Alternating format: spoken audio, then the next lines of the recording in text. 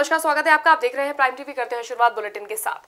कानपुर में स्कूल की फीस माफी को लेकर समाजवादी पार्टी के विधायक अमिताभ बाजपेयी ने अपने समर्थकों के साथ मिलकर प्रदर्शन किया। बड़ी संख्या में एकत्रित होकर सैकड़ों सपा कार्यकर्ताओं ने सरकार के खिलाफ नारेबाजी की। भीड़ को देखते हुए प्रदर्शन की जानकारी पर पुलिस मौके पर पहुंच गई।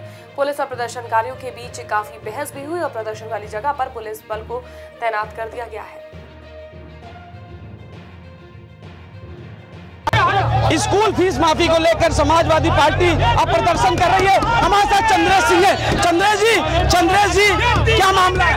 ये गंभीर मुद्दा है तमाम उन अभिभावकों का जिनके पास खाने की समस्या है और उनसे तमाम पब्लिक स्कूल के लोग उनको फांसी लगाने पर हत्या करने पर विवश कर रहे हैं। ऐसे लाखों लाख परिवारों की समस्याओं को लेकर आज समाजवादी लोग सड़कों पर उतर करके आंदोलन करने के लिए बाध्य है। जब तक ये तानाशाह सरकार स्कूलों की फीस माफ नहीं करती है या फीस हाफ नहीं करती है, तब तक ये आंदोलन जारी रहेगा।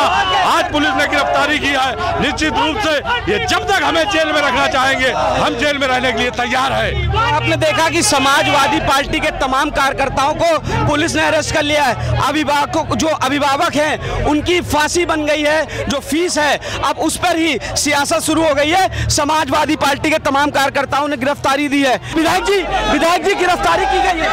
ये शुल्क माफी को लेकर था। ये आतताई सरकार, ये अहंकारी निर्लज बेऔलाद सरकार है। ये जनता की आवाज नहीं सुन रही है। हम लोग शुल्क माफी को लेकर प्रदर्शन करने जा रहे थे, इन्होंने हम लोग गिरफ्तार करने का काम किया है। बड़ी संख्या में समाजवादियों ने गिरफ्तारी दी है। हम लोग सरकार को हिलाने का काम करेंगे। तो आपने देखा ये थे सपा विधायक, इनकी भी गिरफ्तारी हुई। आप इस बस में देख सकते हैं, विधायक है, अध्यक्ष है, महासचिव है, तमाम लोग समाजवादी पार्टी के तमाम कार्यकर्ता। आपको गिरफ्तार किया गया है। आपको गिरफ्तार किया गया, क्या मामला है? फीस माफी को लेके हम लोगों के मध्यम वर्गीय गरीब परिवार फीस देने में असमर्थ है। इसकी लड़ाई हम लोग अमिताभ बाजपेयी जी के नेतृत्व में लड़ रहे हैं। फीस माफी को लेके ये लड़ाई जारी रहेगी। तो आपने देखा कि भारी संख्या में समाजवादी पार्टी के कार्यकर्ताओं को गिरफ्तार किया गया है। पीछे का नजारा दिखाएं, भारी संख्या में समाजवादी पार्टी के कार्यकर्ता स्कूल फीस माफी को लेकर प्रदर्शन कर रहे थे। यहां से जिला कलेक्ट्रेट के वहां जाना था, लेकिन पुलिस ने उनको यहीं पे रोक दिया, परेड चौराहे पे रोक दिया, यहां से आगे नहीं बढ़ने दिया। लगातार समाजवादी पार्टी के कार्यकर्ता कह रहे थे कि हमें डीएम तक जाने दीजिए, डीएम तक अपनी बात पहुंचाने दीजिए, लेकिन पुलिस ने उनको यहीं रोक दिया और गिरफ्तारी कर ली है।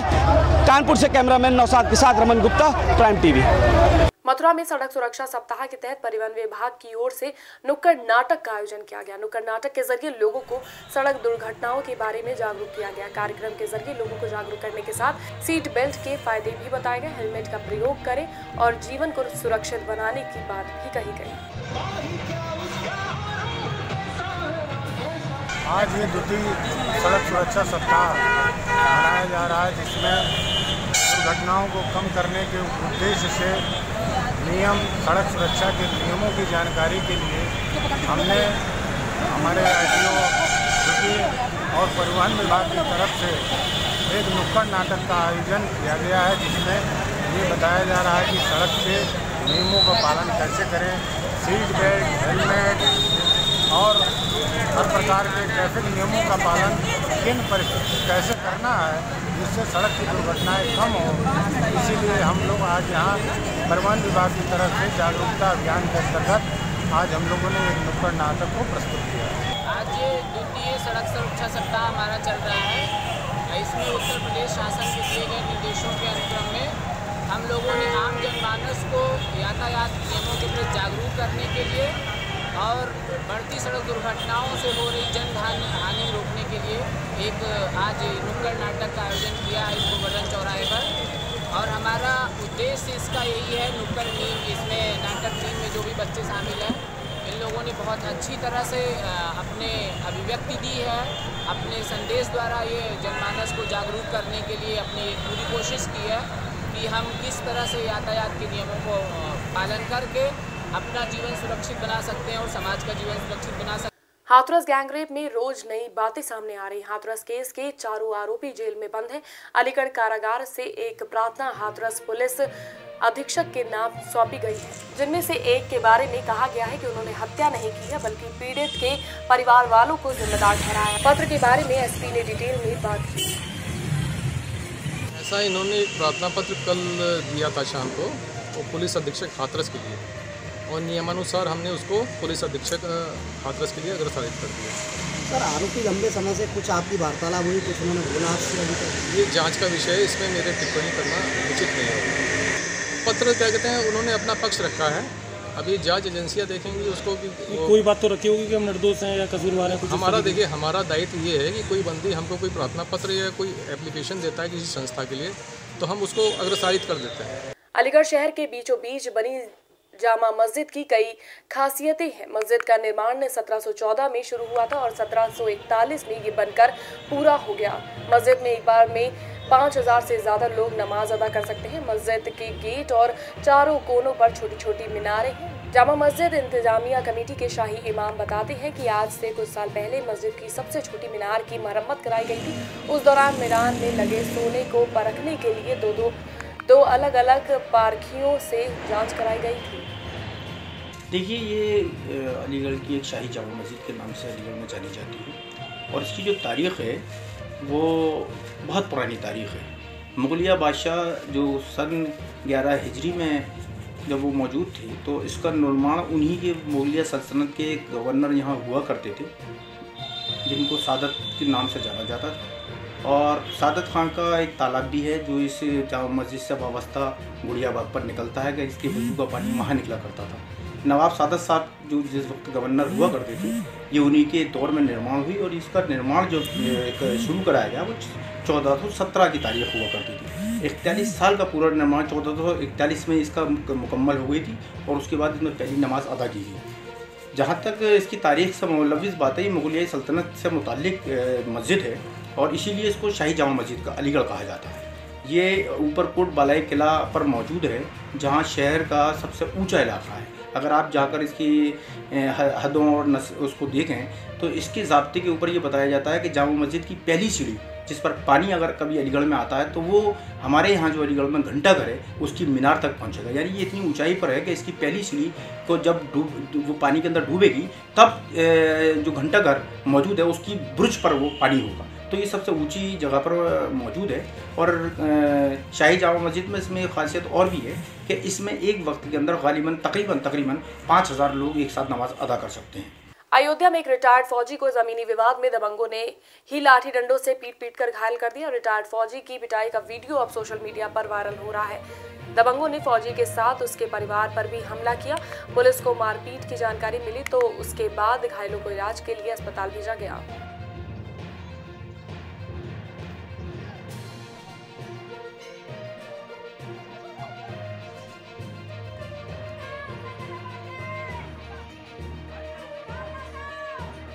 रामगुड़वा थाना रोनाही में कल एक मारपीट की घटना हुई थी, जिसमें यह घटना हुई कि राम अजोरे का एक पुराना मढ़ा था, काफ़ी कई सालों का बना हुआ था, जिसको उसके ठीक सामने जो उसके पड़ोसी हैं राम प्रकाश द्वारा उसको गिरा दिया गया था कुछ दिनों पहले। इसकी सूचना पर पुलिस ने 107-16 की कार्रवाई भी की थी और राजस्व विभाग को संज्ञानित करते हुए इस मामले के निस्तारण के लिए पुलिस ने प्रयास किया था, क्योंकि ये भूमि विवाद का मामला था कि ये वास्तव में ज़मीन किसकी है। और इसी क्रम में कल पुनः राम प्रकाश के परिवार के लोग और महिलाएं मिल करके राम अजोरे के परिवार वालों के साथ इन लोगों ने मारपीट किया और इसी मारपीट के दौरान इनके राम प्रकाश के पिता भगवती जो रिटायर्ड फौजी हैं, ये गिर गए थे, इनको चोट लग गई थी और पुलिस ने तत्काल इसमें 151 की भी कार्रवाई की थी और अभी तक कोई तहरीर प्राप्त नहीं हुई थी। अभी भी एक तहरीर प्राप्त हुई है जो भगवती जो रिटायर्ड फौजी हैं उनकी तरफ से ये तहरीर प्राप्त हुई है, जिसमें अभियोग पंजीकृत किया जा रहा है। और चित्रकूट में पुलिस ने अंतर्राज्यीय वाहन चोर गिरोह का पर्दाफाश किया है। पुलिस ने चोरी की 8 बाइक के साथ 3 चोरों को गिरफ्तार किया है। पकड़े गए शातिर ने बताया कि वो चोरी की गाड़ियों का फर्जी कागज बनाकर लोगों को ऊंचे दामों में बेच दिया करते थे। गैंग के 4 शातिर अभी भी फरार हैं, जिनकी पुलिस अभी भी तलाश कर रही है।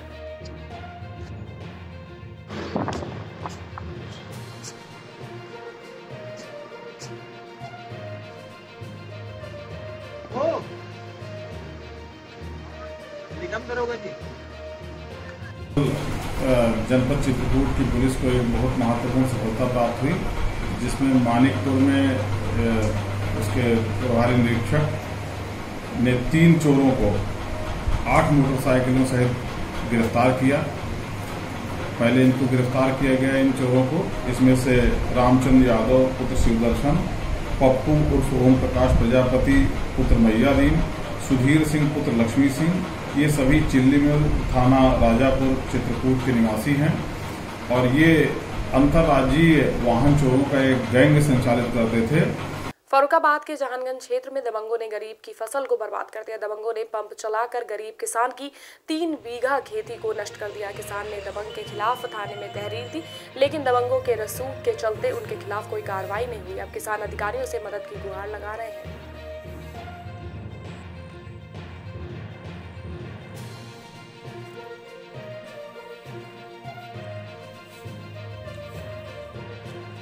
मामला क्या, धान कटी पड़ी हुई थी, उसमें समर वाले, इनका नाम राम निवास, उन्होंने उसमें पानी चलवा दिया और सारी फसल डूब गई। इसमें कितना धान था? धान था 3 बीघा। अच्छा, थाने में सूचना दी? सूचना दी, थाने दी है। अभी तो कोई कार्रवाई नहीं हुई? अभी नहीं, अभी दी है। अभी दी है? अभी नहीं कार्रवाई। कब का मामला है ये? आज रात का। अलीगढ़ में राष्ट्रीय लोक दल के राष्ट्रीय उपाध्यक्ष जयंत चौधरी पर पुलिस ने लाठीचार्ज किया। लाठीचार्ज के विरोध में जाट समाज के लोगों ने एक साथ मिलकर पुलिस के खिलाफ प्रदर्शन किया। प्रदर्शनकारियों ने सरकार के खिलाफ नारेबाजी की। हंगामा करने वाले लोगों का कहना है कि लोग जयंत चौधरी की जान लेने की कोशिश कर रहे हैं। इगलास सीओ को भी एक ज्ञापन सौंपा गया है।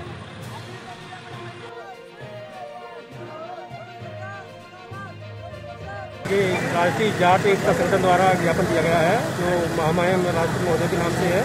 मैंने उनको दे दिया है और माननीय राष्ट्रपति महोदय को माध्यम से दिया है। आज जो पुतला मुख्यमंत्री जी का दहन किया है इगलास तहसील पर और ज्ञापन दिया है, वो राष्ट्रीय उपाध्यक्ष जयंत चौधरी जी पर लाठीचार्ज जो हुई है हाथरस में, उसको लेकर ये ज्ञापन दिया गया है। और राष्ट्रीय जाट एकता संगठन ये मांग करता है कि जिस तरीका की हत्याएं, लूट, डकैती, बलात्कार उत्तर प्रदेश में आए दिन जन अपराध बढ़ रहे हैं, उसको लेके ये लगता है कि अब उत्तर प्रदेश के मुख्यमंत्री महोदय पर उत्तर प्रदेश नहीं संभला, उन्हें नैतिकता के आधार पर इस्तीफा दे देना चाहिए। जिस देश में बेटी सुरक्षित नहीं है, उस देश में कुछ नहीं है। पीलीभीत के बीसलपुर थाना पुलिस और एसटीएफ की टीम को सफलता मिली है। संयुक्त टीमों ने मिलकर 50,000 के इनामी बदमाश को गिरफ्तार किया है। पकड़े गए बदमाश के कब्जे से अवैध असलहा और कारतूस बरामद हुआ है। पुलिस पिछले काफी समय से शातिर को पकड़ने की कोशिश कर रही थी।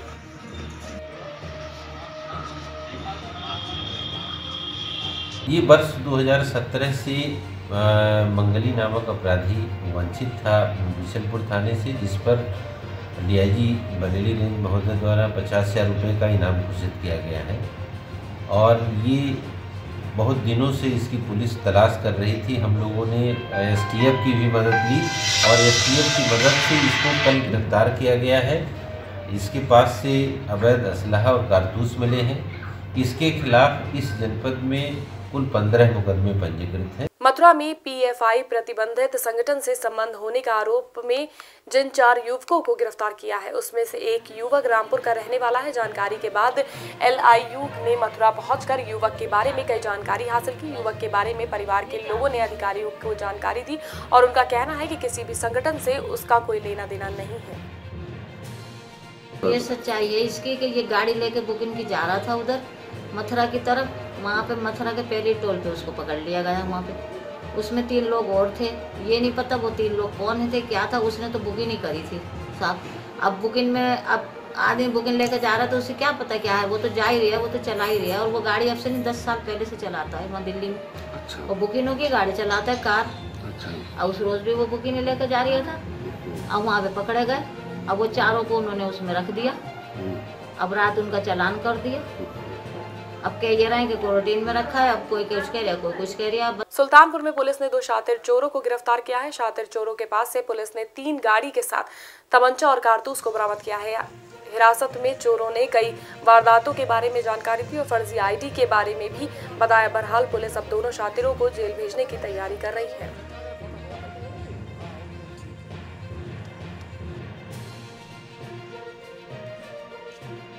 आपको बता दें कि पिछले दिनों कोतवाली थाना क्षेत्र में कुछ वाहनों की चोरी हुई थी आज उन्हीं चोरी घटनाओं का खुलासा हुआ है जिसमें एक गैंग पकड़ा गया है जिसमें 2 युवक शामिल हैं। अभी और भी इसके टीम के सदस्य जिन पर पुलिस काम कर रही है, इनको पकड़ के जब पूछताछ करी गई तो इन्होंने बताया कि ये दिन में आके रैकी करते हैं। कोई सुनसान इलाके में कोई गाड़ी अगर इनको नज़र आती है तो उसकी रैकी कर लेते हैं। रात्रि में बाइक से 2 जने आते हैं, एक जना जो गाड़ी होती है उसे उठाने का प्रयास करता है। अगर आसानी से उसका जो लॉक है वो खुल जा रहा है तो बहुत अच्छा है, अन्यथा फिर वो दूसरे माध्यमों से जैसे शीशे नीचे उतारना, साथ ही साथ किसी भी तरीके से करके गाड़ी चोरी कर लेते हैं और ले जाकर उसे किसी ऐसी सुनसान जगह पे खड़ी कर देते हैं कि जहाँ पे किसी की नज़र ना पड़े।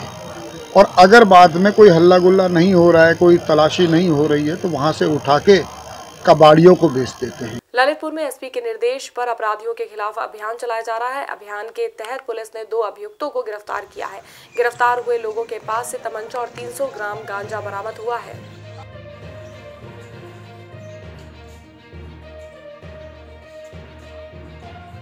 जनपद ललितपुर में अपराध और अपराधियों के विरुद्ध लगातार हम लोग अभियान चला रहे हैं। इसी क्रम में थाना जखौरा के द्वारा एक अपराधी, शातिर अपराधी, उसके पास से अवैध गांजा बरामद हुआ, उसकी गिरफ्तारी की गई। वैधानिक कार्रवाई करते उसको जेल भेज रहे हैं। दूसरे अपराधी के पास से अवैध शस्त्र तमंचा बरामद हुआ, उसकी भी गिरफ्तारी की गई। वैधानिक कार्रवाई सुनिश्चित की जा रही है। जो भी अपराधी तत्व हैं उनके विरुद्ध लगातार अभियान हम लोग चलाते रहे।